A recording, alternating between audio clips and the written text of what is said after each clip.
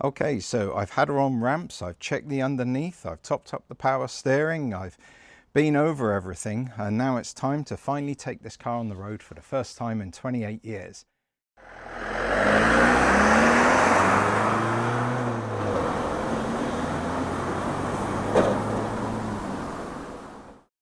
So in my previous videos, I detailed how I bought this Ferrari Mondial Valeo and went on to change the windscreen, fix niggling issues and get this car ready for its first ever MOT and return to the road. However, just as I was feeling in control of my efforts, I discovered water in the oil. My initial fear was that I would be facing a massive engine rebuild and huge costs. However, there was the possibility that it may just be condensation. So I decided to change the oil, fit a catch can, and get the car driving properly in order to make absolutely sure. But this will mean driving a car with a cam belt that's 32 years old. And yeah, I'm a little bit nervous about it. No, I'm not dramatizing for YouTube or anything like that. I'm nervous because obviously the engine, I have had this issue. I'm worried that I'm going to get back and get some bad news. I'm a little bit nervous about driving the car. I mean, it's first time in 28 years. It looks all okay, it feels okay, but the last thing I want to be doing is breaking down somewhere on the route. So yeah, 3 objectives of today. The first one is to try and get her to MOT. I've got a few lights on the dashboard, well, 2 lights, ABS and the suspension. They may or may not go off, and that may or may not determine whether I try and put her through the MOT. The second objective is to have a proper run so that I can do a proper oil sampling on the engine after a run and make sure that I haven't got water in the oil for any other reasons than condensation. If it's clear, I'm good. I've reconnected the original standard Ferrari oil breathing system now, but it's still got the catch can in, so theoretically it should catch some moisture that goes up into the oil tank. So I should have a good determination today if that's okay or not. The third objective is to try and enjoy it, and because it'll be the first time I've ever driven a Ferrari, so I'm hoping I can enjoy it. Maybe once I've got out the drive and I'm driving, I'll start to enjoy it, but right now I'm just a little bit, yeah, it's a big thing for me. That's what you need to remember. Anyhow, I better get her off the ramps and give it a go.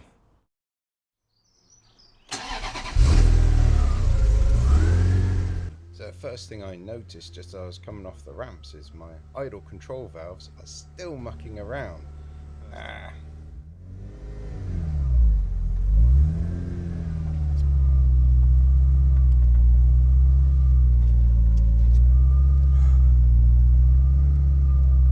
Very low.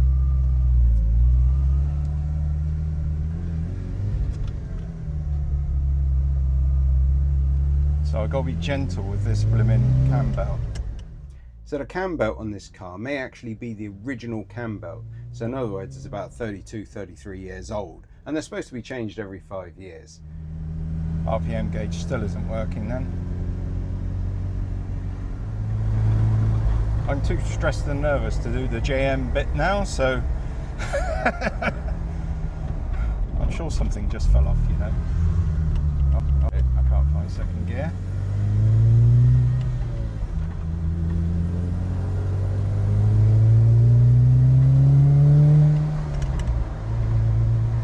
That's your corners, nice. Flat, as you kind of expect.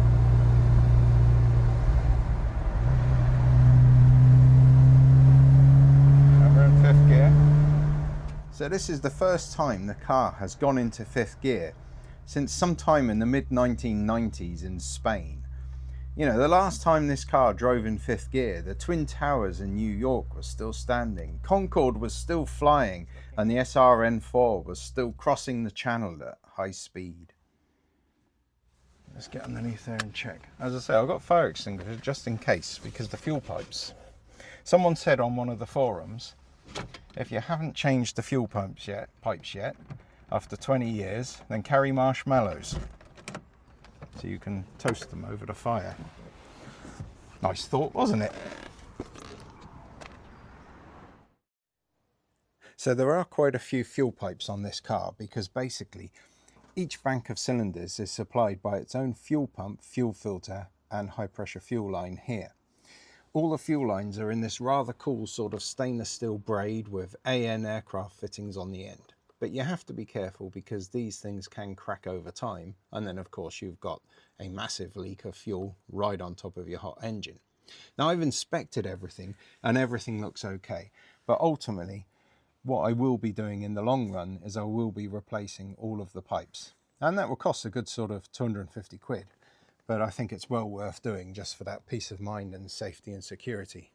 Bearing in mind everything is 32 years old. Right, so I got to my first stopping point and I'm starting to relax a little bit now. She seems to be doing pretty much what she's supposed to do. She seems to be running quite nice. I'm sure something fell off as I was driving through the village back there, and I'll go and find out what it is. Or perhaps on the way back, if something major falls off, I'll find out that that was the bolt holding it on.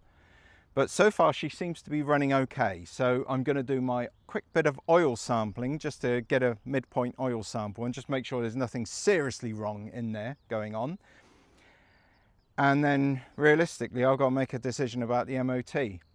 Now, the warning lights are still on. I don't know if that would be a problem or not really on this age of car. I think generally any warning lights on the dash nowadays on MOTs is instant failure. So that's probably a no-no. So I'm going to have to look at why the ABS light's still on. It's all running fine, I think. The pump's running, so well, we'll find out. But the other big problem I've got is the idle control valve is really mucking around, and I'm fairly sure that would mess up the emissions. So yeah, I'm not feeling terribly confident about putting her for MOT.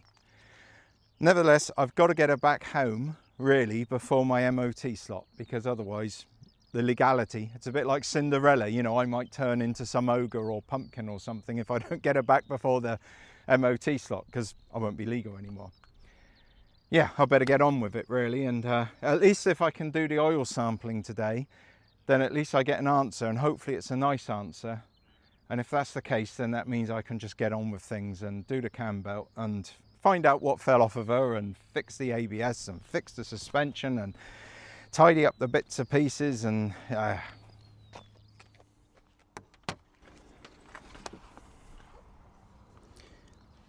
there's a little bit of condensation on the cap there. That's a little bit worrying. So what I'm doing here is I'm drawing a little bit of oil out of the oil tank just to get a sample, and then I'm going to put it in a little like glass container and just let it separate and see what it looks like. It's a point where you don't want to suck too hard, otherwise I get to taste oil. So since the original discovery of water in the oil, I've actually done this several times since I did that oil change, that first oil change. So I've built up like a bunch of samples, and I've seen slowly the oil improving and improving and improving as the water gets flushed out the system. It all looks like a good improving picture. So I am getting more and more hopeful and confident as time goes on.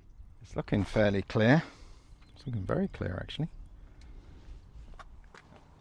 Right, so one oil sample, and that looks clean as good. Looks like I could cook my chips on that, but yeah, it does look very good actually. Before it was coming out always a little bit murky, but that's really clean. So hope, we'll see.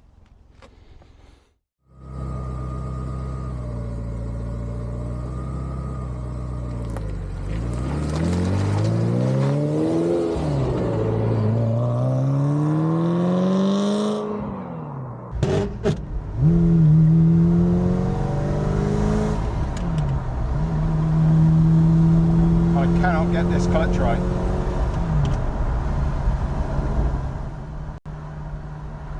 Item number 352 on the today fix list. Bonnet comes undone at speed. Right, let's go back, rescue my camera. Some negative vibe merchant nicks it off the side of the road.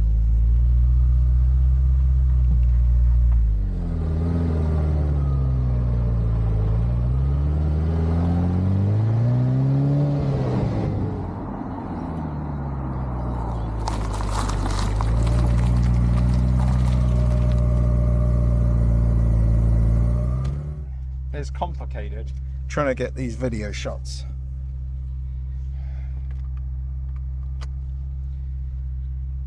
And trying to worry about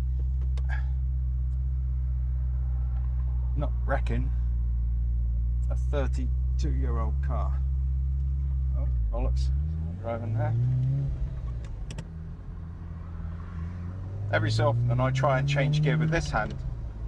Obviously there's not much over here to change gear with, so I do find driving a left-hand drive car in a right-hand drive country, or vice versa, to be a bit of a non-issue. It's something you get used to very quickly. Yeah, I'm getting there. I'm feeling a little bit more comfortable about things. I should probably retry setting these seats so I actually fit in them. What's all this noising going on?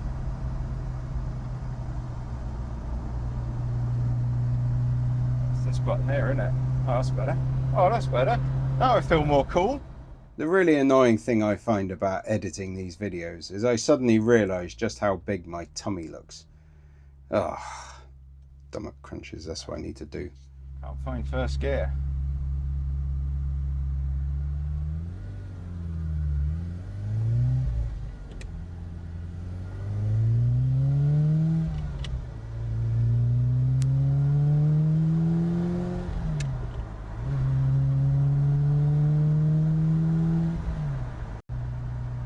Yeah, so a few problems to fix. Idle control valve. Bonnet opens when you're doing about sort of 50 mile an hour. That's an interesting one.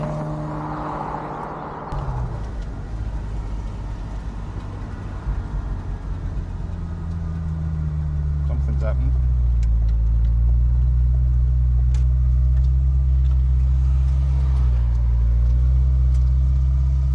Shit. Not sure what that was. Let's find out. Now my big fear at this point is that it might be something like the cam belt's just broken or is on the verge of breaking, and now I'm going to have to try and somehow recover the car home and hope I haven't had some hideous sort of valve piston interference going on there.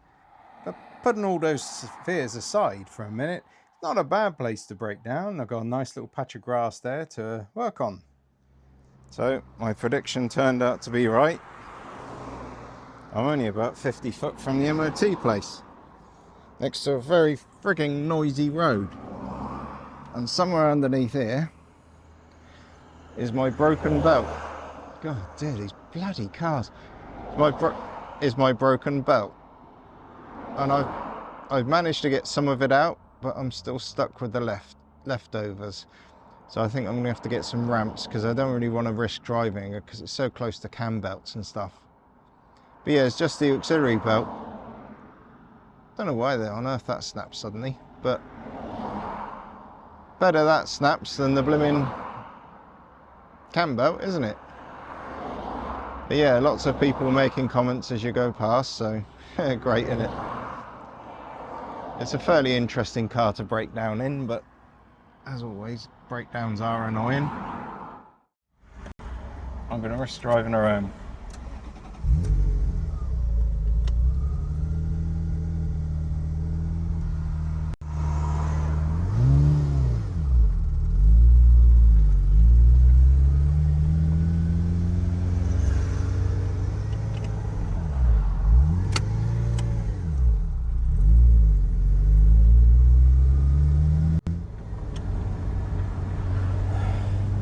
So not quite what I was expecting, but not that bad, having said that, because an auxiliary belt, if that's the worst thing that goes wrong, whatever. So yeah, I don't know. Anyhow, power steering's all working because it's not on the power steering, it's just the secondary belt that runs the air conditioning. So anyhow, I've got a few things to consider now. Lights are still firmly on. Every so often I try flicking the suspension to a different setting to see if that loosens it up. No luck so far.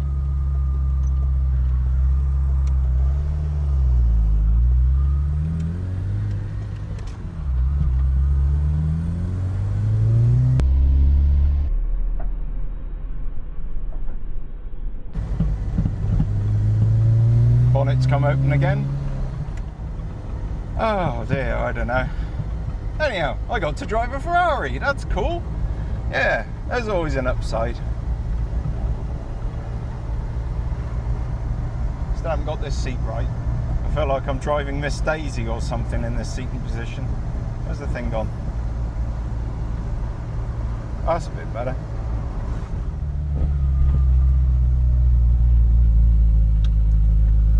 Anyhow, better get her back in here and get her on the ramps and clear out that blooming auxiliary belt. So this gets me back to where I started some 3 hours before. And yeah, this bit's quite cool because I actually managed to literally reverse the car straight up onto the ramps without stopping.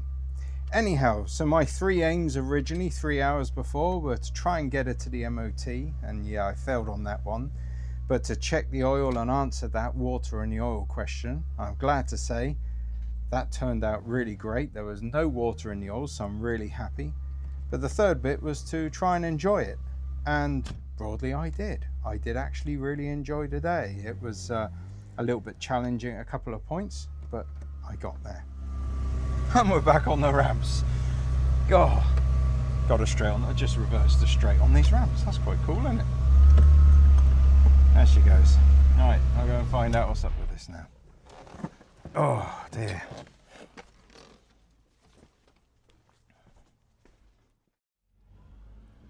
Right, it's not much fun trying to struggle under here. There's a smell of dog poo, which I'm not terribly impressed about. I don't know where that's come from. I did break down next to the vets. Look at it all. Just wrapped around like this. It's horrendous. It's like Indiana Jones' blimmin' whip in here. Maybe you could trust one of those weird whips. Told you, wait, because it's a real pig. You can't pull it out. I mean, it was a right nightmare trying to pull it out on the ground. So it's all cleared away now. Yeah, and looking at the next job, you can see that if you get the fuel tank out here, you do actually get a lot of space. Apologies for the bad camera angles. I'll try and get this a bit better. If I stick it down there, perhaps you can see. I'll say the reason for the bad camera angles is my tummy's on the sump and it's hot. And yes, I am fat, but I'm not that fat. So it goes to show how little space I've got underneath this car. So once I get this fuel tank out, you can see that then you've got the access from the fuel tank direct up into the front of the engine there to do all your cam belts. So I think it's going to be a fairly easy job once that fuel tank's out. I will need a bit more height on these ramps, that's for sure. It is a little bit too low down because the fuel tank does go up at the corners, so I'll need to have it higher so I can drop the tank out and slide it out the garage door to one side. But I'm fairly comfortable with doing the cam belt like this. I'm not going to be comfortable, but I mean from a job perspective, I'm fairly comfortable with it. It's probably going to be really uncomfortable for the day or two that I'm probably going to spend doing it. But it looks like it's going to be okay. Anyhow, so that really comes to the end of all this testing. I still need to do an oil sample in a bit.